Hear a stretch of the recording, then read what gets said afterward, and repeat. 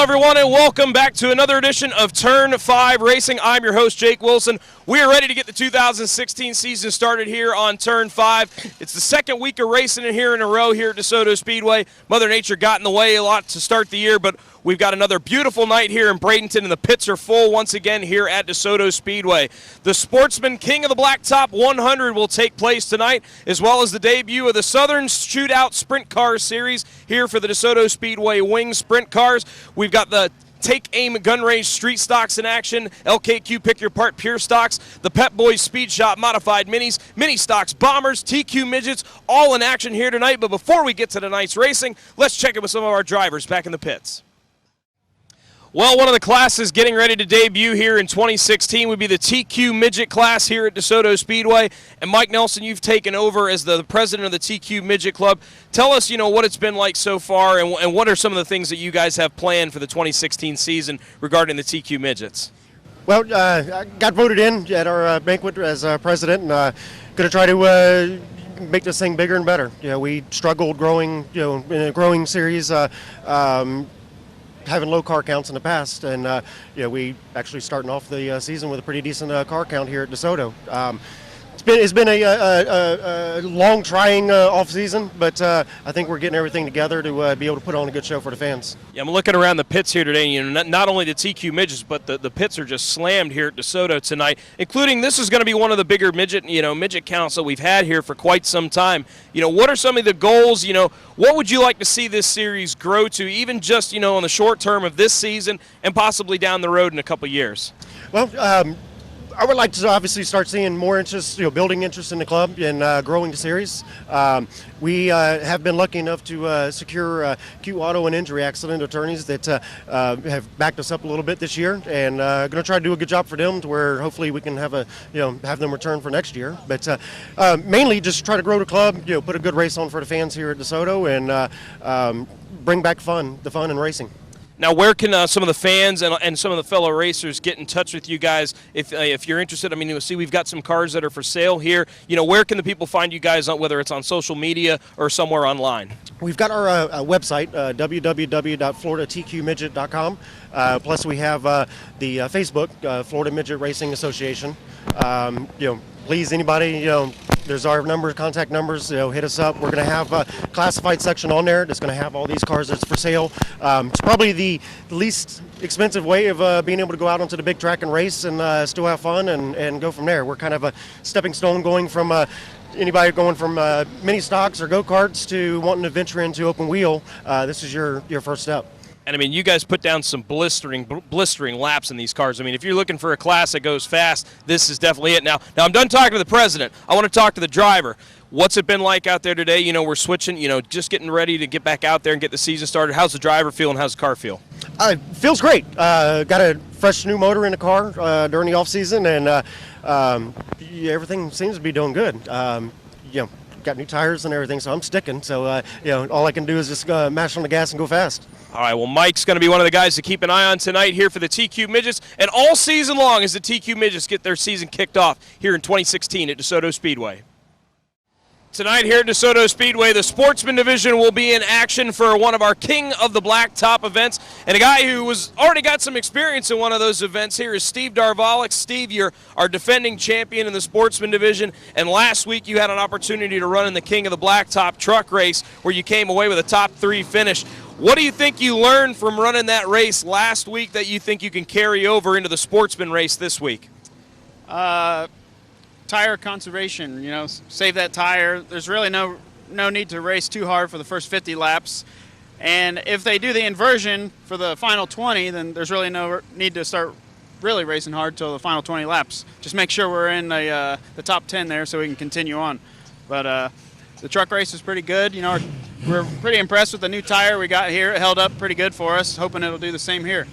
Now, last year, you're the defending champion. This car got a new number on the car this year. Last year was such a great year for you guys. What do you think it's going to take to kind of continue that success here in 2016, and especially on a night like tonight where we've got such a stout field of cars? I'm excited about tonight. There's a bunch of guys from New Smyrna, a lot of fast cars, and we need to be on our game tonight, and we need to defend this home track here and take advantage of the home field advantage here. So we're looking for a strong run.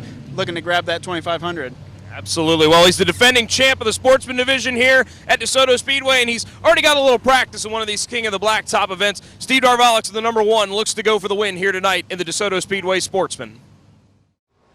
Well, another one of our sportsman drivers that's looking to bring home a big paycheck and a big trophy here tonight, as we've got the King of the Blacktop Sportsman event, and that'd be Brooke Storr. Now, Brooke, you ended last year with one of the best runs we've ever seen of you out here at DeSoto, picking up a win at the end of last year. Got a great-looking race car here to start the year. What do you think it's going to take to carry that good momentum and that great run from last year into 2016 and here tonight? I think a lot of it has to do with confidence. It was a big confidence booster, that last win.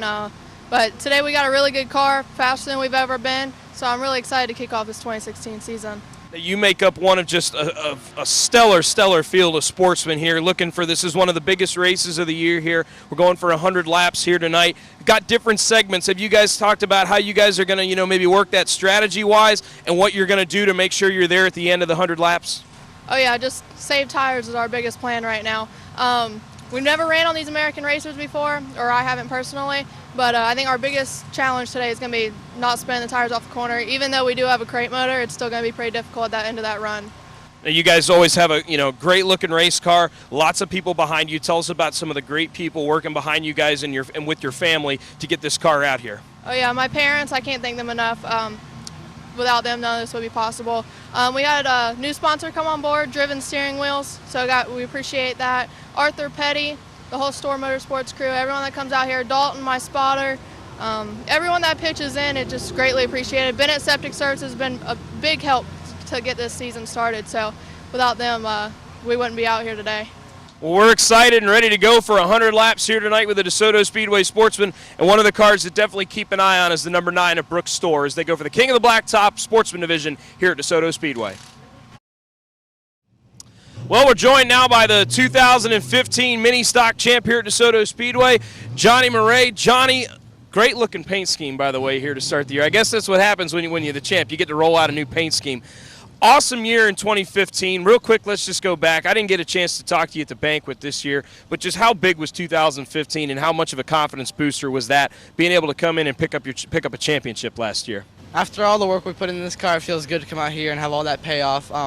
Built a lot of confidence for this year going into this year, so I think we could pull it off again, maybe.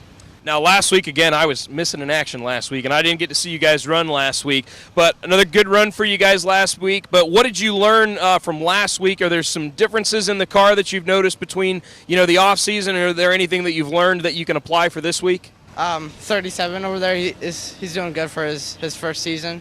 He's very fast. A lot of fast cars out here. Laura's doing good. Car's a little bit different as in handling, but I think we should be okay. And now, how about, I know you and your dad, you guys work really, really hard on this car. You guys have got a lot of people that help you out. Who's some of the people that are helping get this 99 car on track every week? My dad, Bad Iron Machine Shop, Shockwave Designs, and One Caldwell Service. All right, well, one guy you definitely want to keep an eye on, especially here tonight at DeSoto Speedway and all season long in the mini stocks, is our defending champ, Johnny Marais, in the number 99, looking for another win here tonight. Well, we're wrapping up a great night of racing here at DeSoto Speedway, and joining us now is the winner of the big sprint car race here tonight. Without a doubt, without question, the class of the field tonight, the 33 of Dave Steele. Now, Dave, I mentioned it to you down in Victory Lane. You lapped all but 4 cars in this field tonight, and we're talking, 20-plus car field of some really, really, really stout drivers. You put Sport Al on a lap down. You put Troy DeCare a lap down, and you're about a lap or two away from putting 4th place Shane Butler down a lap. I mean, this to me has got to be one of the most impressive runs I've ever seen, by any driver in any class. Tell us how it was from your perspective and how big of a win this was for you. Well, I mean, no win's easy. I mean, there's a lot of tough guys out there, but I think it pretty much went green to checkered. I think there was a caution maybe on the first lap, but other than that, it was like 29 green flag laps. So with that said, you're going to get quite a bit of lap traffic for, no caution to bunch it up.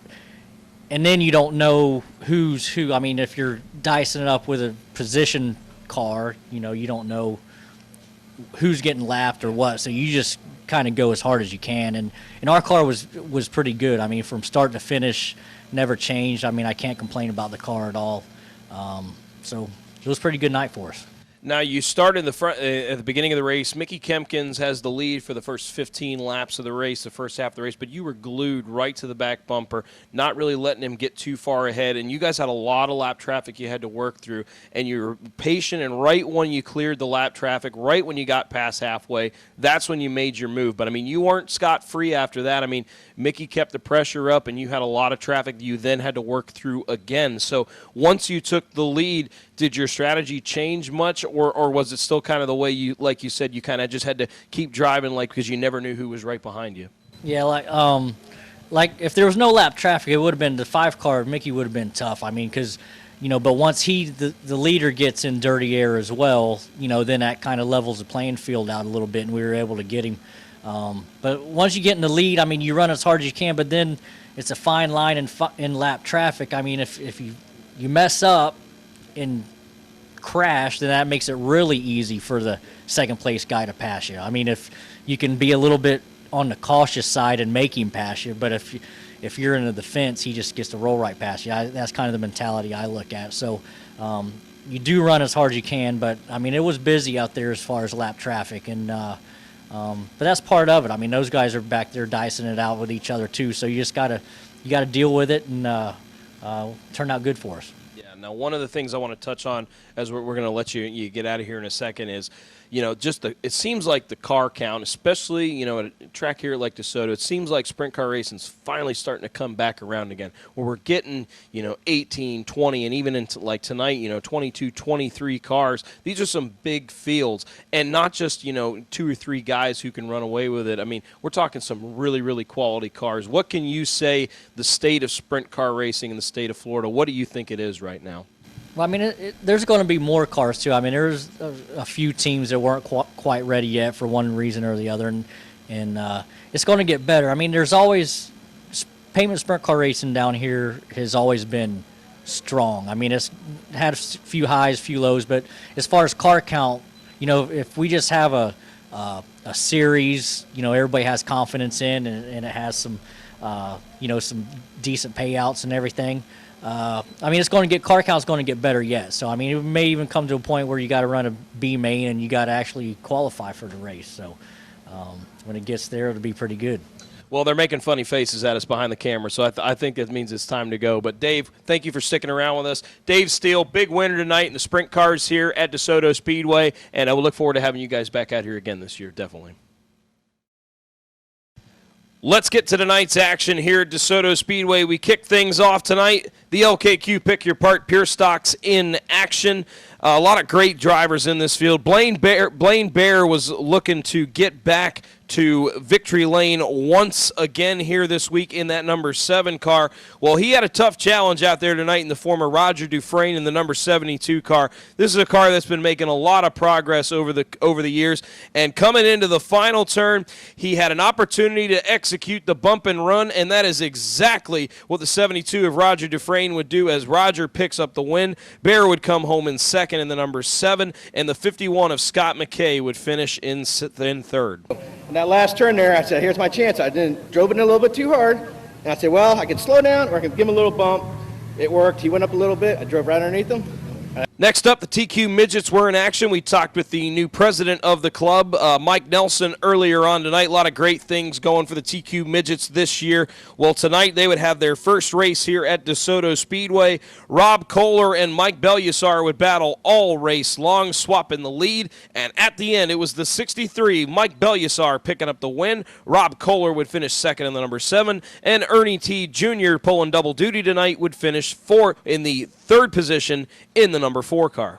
Yeah, it was quite a race. I was working hard on his green car there and got up under him, then he turned sideways in front of me, and I thought our night was done after that, but we come back and dig hard, and Rob put a hell of a race on there. I did all I could to run him down, and just I didn't know if I was going to be able to get him or not, but that was a fun time. We had a good time. I hope you fans enjoyed that.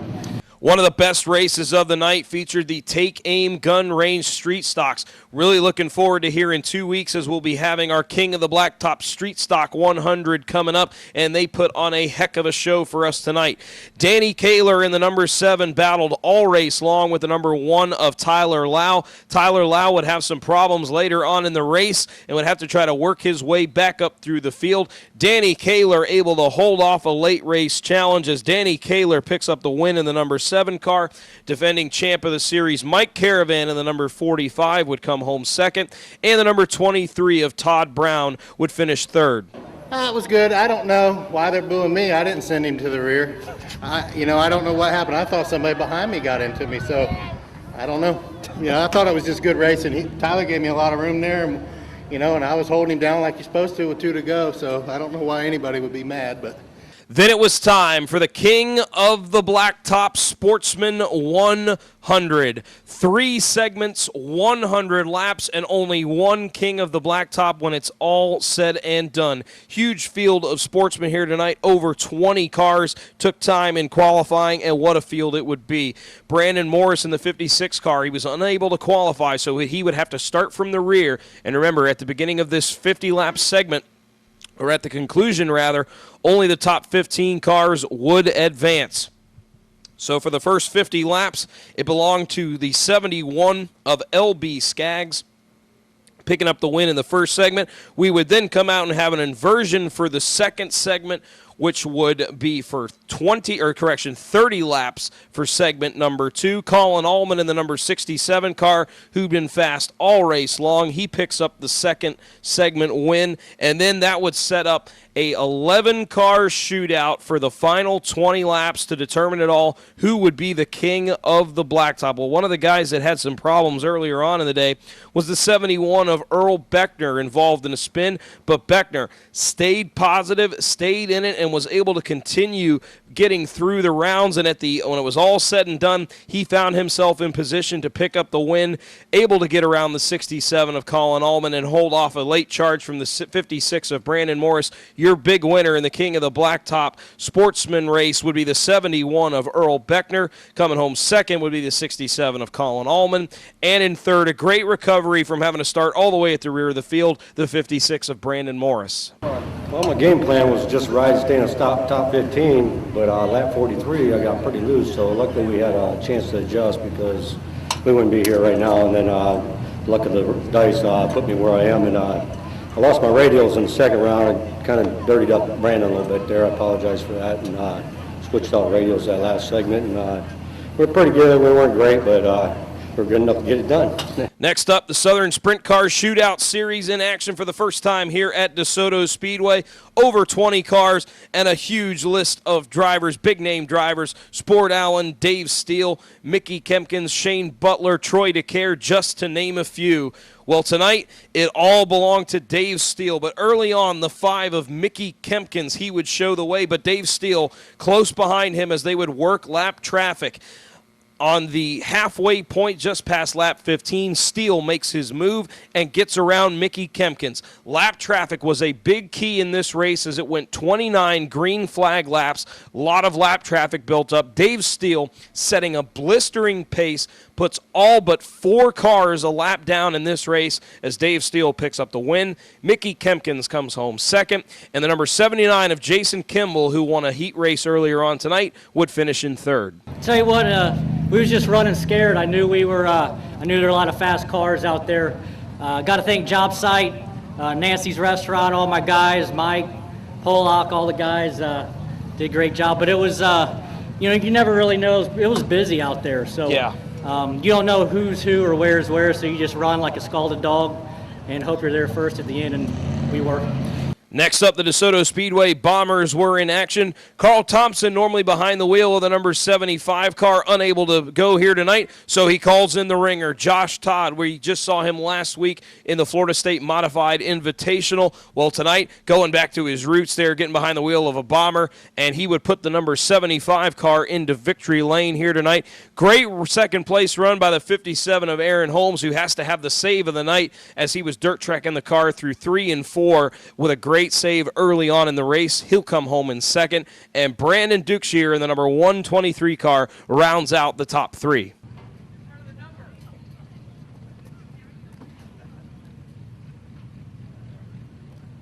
Next up, we had the Pep Boys Speed Shop Modified Minis in action. Not a very big car count for the Modified Minis here tonight, but we're looking to get that car count built up to the way it was last year.